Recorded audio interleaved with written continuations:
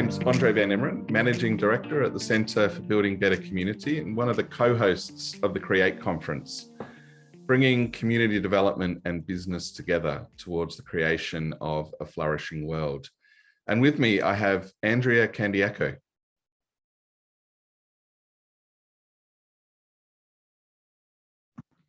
Estoy muy agradecida de estar en este espacio para reflexionar y transformar un poco las miradas del desarrollo comunitario. She's very happy and proud to be here today, and she's willing to think together about how we can change the reality in the world. Fantastic, and ably translated by her partner Pavle. And I'm with Martin Kapenda. Hi everyone, I'm Martin Kapenda. I'm based in Zambia. I'm also excited to be here. I'm someone that has worked on the issues where I've been recipient of a lot of partnership from outside, some of it already fully designed. We have to implement and work through the implications of some of the things that we are trying to talk about today. Thank you. And also Tim Evans. Hello, I'm Tim. I'm based in the UK. I ran a voluntary sector organisation, an NGO, for 19 years, working in so-called disadvantaged communities with people who found themselves on the margins.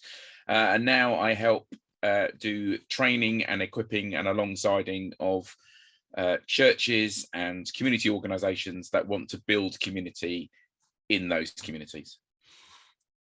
Fantastic. Thank you, each of you, for the introduction. So today we're exploring what's gone wrong with the financing of community development in the majority world.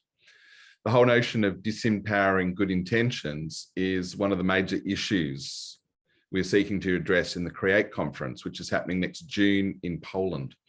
A disempowering good intention is when a business person or a philanthropist or NGO sees something that they think is a need and seek to fund a solution, often without any community involvement in what they're doing. So Martin, what's your experience been with disempowering good intentions? Yeah, there are many projects that I have worked on. One good example is a project I was working on that involved mitigations on climate change. Now, this is a community that is in a rural area, and they spend most of their time on farming the land. And then they were receiving help that they should be able to preserve the environment, not be able to disturb it, so that they can be able to contribute to the issues of carbon emission. Then if they could preserve the trees and everything, that the community would be able to receive some kind of resource sharing mechanism of the area that they are living in. But then when you look at the people, what they need is the land for agriculture. As much as we may want to argue that they should preserve the land that is around them, and this is a project that was designed from outside, because we are trying to look at how many trees the whole world is losing, but then you realize that we've not really looked at the lifestyle of the people where they are living. Even when you talk about the resource sharing mechanisms, by the time they are going to get the benefit, this could be years later. It won't solve their immediate problems. So you discover that though communities would sign up to that, but along the way it doesn't work because they will not live up to that. They are looking for day-to-day livelihood while we are looking at the bigger global picture, and we are forcing them to be players into a global climate discussion without looking at the livelihood at the community level where they are sitting. So what was it like for the community to receive that message, for them to experience the disconnect between the global agenda and what was perhaps needed on the ground? We had a community meeting, and they are the first ones to observe that we are actually confusing them, because they had said that a couple of weeks ago they had been visited by officials from the Ministry of Agriculture, asking them to increase the hectareage of the land that they were working on. And then the project that we are implementing was actually asking them not to increase the hectareage that they were working on, because they would disturb the environment around them. And they were telling us, you people, do you talk where you come from? Because we are receiving all these and you are confusing us. Because it's like one group comes here and they tell us this, another one comes to discourage us from what the other group had told us. And then you realize that these are recipients of various messaging, but which are not coordinated. But they were clever enough to see that this is a mess. It's not going to serve them. It's not going to help them. So when something comes from outside like that, when it's not directed by the community, what message does it send to the community? I think one thing that they quickly realize is those of us that are delivering the projects, we are actually living in a different economic bracket or class. We are arriving in the community where maybe they don't even have their own vehicles. We are driving nice vehicles. We are looking so different from them. I think in the end, they would think that we're just doing it for our own personal livelihood also. We are doing something that is not coordinated because it's just a job that we are doing. And when we were doing that project, I could also feel it, that in the first instance, when I jumped on the bandwagon, became part of this discussion, I think I'd not thought through, because there was already a big donor from Europe that was paying for all this community engagement. The agenda was going to be sustained if people could just preserve the environment, they don't touch it. But then I just thought through that I was not part of the design. I was not problem with the team that did the problem identification. This was designed from outside. The whole theory of change was designed from outside. And then our organization got the funding and we jumped on the bandwagon to implement it without actually thinking through the implication of what we were going to implement. Thank you, Martin. And now just moving to Latin America and to you, Andrea, what have you seen in communities that have been disempowering? Voy a hablarles de algunos ejemplos muy claros en América Latina, como los casos de comunidades indígenas que al recibir intervenciones externas a su comunidad se ven afectadas sus costumbres, su lengua, su estilo de vida y la forma en que se cuida su tierra o el medio ambiente. Well, she can give us many examples, that cases of disempowering in South America. Cases, for example, related to native communities that while receiving external intervention, they feel that their uses, their languages, their lifestyle, and the way they protect their lands is being affected. Y al no tener en cuenta las necesidades de la comunidad o escuchar sus requerimientos, hace que en muchos casos lo sientan impuesto y no construido desde lo colectivo. In all these cases, these people feel that all this help that they are receiving is something forced. It's not something that they are able to construct together. Por lo tanto, eso genera malestares, negativas, al no estar involucrados, y las buenas intenciones terminan en proyectos algunas veces fracasados o con presupuestos desaprovechados. All this generates some discomfort in the people. And at the end, all these good intentions means that all these projects fails and all these budgets are wasted. Creo que es importante también enfatizar que la realidad en América Latina es compleja y desigual. It's important to emphasize that the reality in Latin America is complex and unique. La inestabilidad financiera y la corrupción no permite tener proyectos a largo plazo. Y esto impide los procesos de continuidad, donde las comunidades se sienten en algunos casos engañadas por no finalizar los procesos u objetivos. Financial instability and corruption, they are not allowing to have long-term projects. And this means that in most of the cases, projects that start, they are never ending. So communities feel like cheat. Sin embargo, al considerar estos factores, y más allá de existir experiencias que pueden ser desempoderantes, las buenas intenciones siempre intentan contribuir al desarrollo en alguna medida dentro de las comunidades. Nevertheless, while considering all these factors, we know that even these empowering experiences exist. All the good intentions at the end are well received, because the needs these communities have are very, very big. Thank you, Andrea. Thank you for sharing the story of some of what's happening in Latin America. Tim, at the CREATE conference, we're going to be thinking a lot about asset or strength-based community development. And I know that's something that you've been extensively involved in your context in the UK. What difference could ABCD make in the situations described by Martin and Andrea?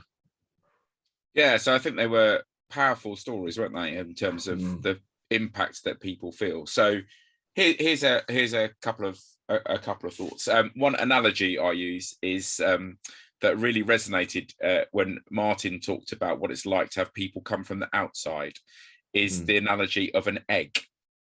So if you want to think about what you do with an egg, what happens to an egg if you approach it from the outside in? What happens to the egg?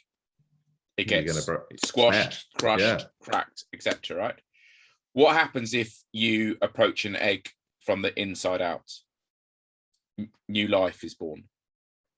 The egg does what it's meant to do. So that's one analogy about the difference between coming into a community from the outside with all of the answers, trying to fix that community, knowing what's best for that community, and the difference with nurturing something that comes from the inside out. So that'd be one approach to think about with what we call asset-based community development. Asset-based community development basically says that the way to bring about change is not this external bringing in to fix, but this building the internal capacity of people to bring about change and to bring about change together. One of the things we talk about is this idea of the helpers crossroads. And the helpers crossroads basically describes, are you doing things to people? Are you doing things for people? Are you doing things with people? Are you enabling things to be done by people? And hearing these stories of both Martin and Andrea, it strikes me that a lot of their experience is people doing things to them or for them. And actually, we need to approach it from thinking about doing things with people. In the jargon, you might describe that as co-production, like co-producing something together, designing something together, thinking about the solutions together. And even beyond that, thinking about actually the capacities of people to bring about change themselves. And one of the other things then is that might be a bit disconcerting for people to think about, well, is there a role for organizations and institutions and funders in all of that? Is what we call in ABCD sequencing. So starting with what is it that local communities can do for themselves or are already doing themselves? What is it they're already doing? What is it communities can do with some help and support and some resources? And those resources could be money, but they could also be skills, they could be access to things, they could be resources. But what can people do, still believing in the capacity of people to do things together, but with a bit of help and some resource? And only then do you get the, what does a community need, an external outside institution or organizational government to do? So getting the order of things in the right kind of way. So there's a kind of few thoughts there about actually how this kind of asset-based community development approach actually could be more enabling and empowering for people, whilst not making people feel that you're abandoning them and they've just got to sort it out themselves, etc. There's a place for all of this kind of together. So there's a few thoughts about it. The thing I'd probably finish with, Andre, if this is all right, is what this demands is a mindset shift to believing that people and communities have gifts and skills and capacities and possibilities, and that people in communities are often the best people to think about using what is strong in their community to fix what they see as being wrong in their community. And that our job is to come alongside people and enable them to do that process that makes people feel that actually they're taking the lead, like in that process. So there'd be a few thoughts from an ABCD perspective about how we might respond to some of the stories that we're hearing. Yeah, thank you, Tim. I'm going to go a little off script here. Martin or Andrea, did you want to respond at all to what Tim's been saying? Yeah, I agree with what Tim is saying, that the mindset change that needs to take place. And I have seen it, that going back to similar communities and you change the narratives, start to engage them on a different approach to farming. Say, how can you make your farming methods more sustainable? I'm not telling them don't cut down trees, but I'm trying to teach them a new way of farming. And then along the way, they start to notice that it's producing much more yields. They're actually farming smaller spaces, but producing more. And they are having free time to do other things like look after their children or get involved in other recreation activities. That starts to change because you are taking them on a journey of a paradigm shift of how they do. Their agenda could be the same, promoting and protecting the environment, but you have engaged them on a discussion of how we can change our mode of agriculture. And you demonstrate it, and people start to see. I think when you start from where you are involving them in identifying what the problem is, low yields of their produces, but then you are suggesting new ways and they start to see the benefit, then you have empowered them. Even after you have moved out, they could continue to do that for much longer period than just be told, don't do this, because you believe that you preserve the environment, but they don't see the connection between not cutting down the next tree and how it could solve their problem of hunger. That's great. Thanks, Martin. Andrea, have you got any response to Tim? Concuerdo con Martín en involucrar a la comunidad en todos los procesos. I agree with Tim and with Martin that we need to involve the community in all the processes. Y en especial me gustaría destacar la importancia de escuchar a los jóvenes en los procesos de transformación de las comunidades. And especially, I would like to emphasize the needs of involving the kids and the young guys in the transformation processes. Creo que la mirada fresca de la juventud nos permite realmente ver procesos de cambio desde las miradas más horizontales. The way they see the reality will allow us to have a more horizontal view of the issues. Y que también nos permite ser creativos, innovadores, transformadores desde las necesidades que no solamente están ahora, sino que pueden darse a futuro. And this will allow us to have to make innovations in the way we work with these communities, not just for now, but also for the needs that will come in the future. Entonces creo que para lograr que el desarrollo comunitario tenga todos estos componentes, sí o sí necesitamos como adultos escuchar la voz de los jóvenes y cuáles son sus propuestas también.